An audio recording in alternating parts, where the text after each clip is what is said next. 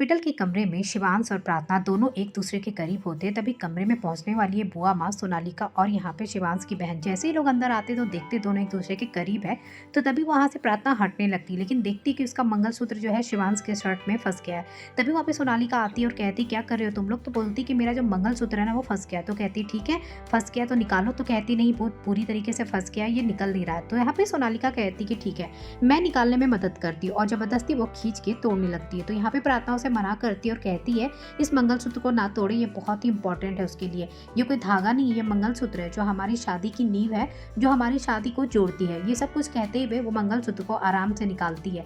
तभी यहाँ पे सोनालिका कहती है शिवांश से कि तुम तो कह रहे थे कि तुमने इससे जबरदस्ती शादी की थी, बदला लेने के लिए शादी किया था, अब क्या है ये मुझे इतना कुछ सुना रही हो, तुम चुपचाप सब कुछ सुन रहे हो। और यहाँ से सोनालिका गुस्से होकर चली जाती है। वो बाहर जाती है तो प्रार्थना उसके पीछे पीछे जाती है और प्रार्थना उसे समझाने की कोशिश करती है और कहती मैं समझ रही हूँ आपको बहुत ज्यादा बुरा लग रहा है। सोनालिका फिर प्रार्थना को चुप करा देती है और कहती है कि तुम चुप ही रहो, सब कुछ तुम्हारी वजह से हो रहा है। अगर तुम्हें पता था कि ये शादी जबरदस्ती की हुई थी, सब कुछ जानने के बाद भी तुम यहाँ पे क्या कर रही हो, तुम्हें छोड़कर चली जाना चाहिए था।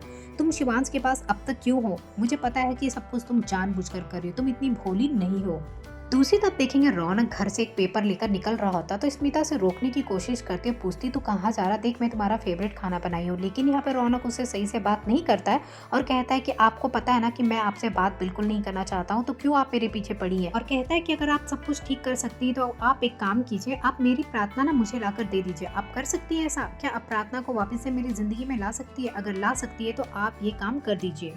इधर रौनक पहुंच जाएगा पायल के घर। पायल के घर जैसे पहुंचेगा पायल बहुत खुश हो जाएगी कि रौनक उसके घर आया। तो यहाँ पे रौनक कहता है कि मुझे बहुत ज्यादा गुस्सा आ रहा है, सबको ये बस दिखावा कर रहे हैं। उधर प्रार्थना दिखावा करी कि वो शादी से खुश हो, यहाँ तुम दिखा रही हो कि तुम मेरी बहुत अच्छी दोस्त हो, अगर वो तुम मेरी मदद करोगी तो मैं तुम्हारा हो जाऊंगा, तुम भी यहाँ पे बस दिखावा ही कर रही हो। और तभी यहाँ पे बेल बजता और सोनालिका पहुंच जाती है पायल के घर पे। दूसरी तरफ देखेंगे यहाँ पे शिवांश की केयर करती हुई दिखाई देगी बुआ माँ। बुआ माँ कहती कि पहले हम लोग सब कितना हंसते खेलते थे, याद है तुम सोनालिका के साथ कितना खुश थे, क्या तुम्हें सोनालिका भी याद नहीं आती? मैंने तुम्हें देखा है कि तुम प्रार्थना के साथ बैठे होते हो ना, तो तुम्हारे चेहरे में कोई खुशी दिखाई नहीं देती। हंस कहता है कि हाँ हम दोनों के आर्ग्यूमेंट्स हो जाते क्योंकि हम दोनों अलग अलग सोचते, इसीलिए ऐसा होता है। तो यहाँ पे कहती है बुआ माँ कोई बात नहीं, सब कुछ बहुत जल्द ठीक हो जाएगा। तो शिवांश भी कहता है कि हाँ बिल्कुल सही कह रही है, सब कुछ जल्द ठीक हो जाएगा। और ये बात सुन लेती है यहाँ पे प्रार्थना की बहन।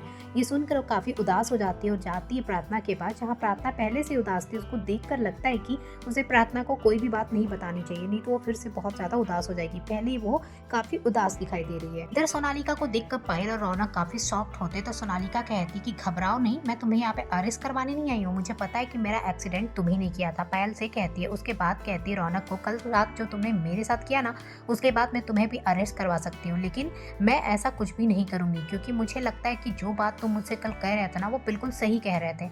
मैंने भी उस बारे में सोचा, इसलिए मैं यहाँ पे एक डील करने के लिए आई। सोनालिका यहाँ पे कहती एक काम करो, तुम शिवांश के घर को ना टेक ओवर कर लो जल्दी से, और इसमें ना तुम दोनों सामने रहना, मैं यहाँ पे शैडो में रहूंगी, किसी को पता नहीं चलेगा कि मैं भी तुम लोगों के साथ मिली हुई हूँ, पर मैं चाहती हूँ कि शिवांश का घर तुम अपने नाम कर लो। तो यहाँ पे वो कहता है रौनक ठीक है, तुम जैसा चाहती हो मैं वैसा ही करूंगा, क्योंकि मैं भी यही सोच रहा था करने के लिए। और देखना बहुत जल्द वो घर हमारा होगा, क्योंकि जब तक शिवांश घर लौटेगा ना तब तक वो घर टेक ओवर हो चुका होगा।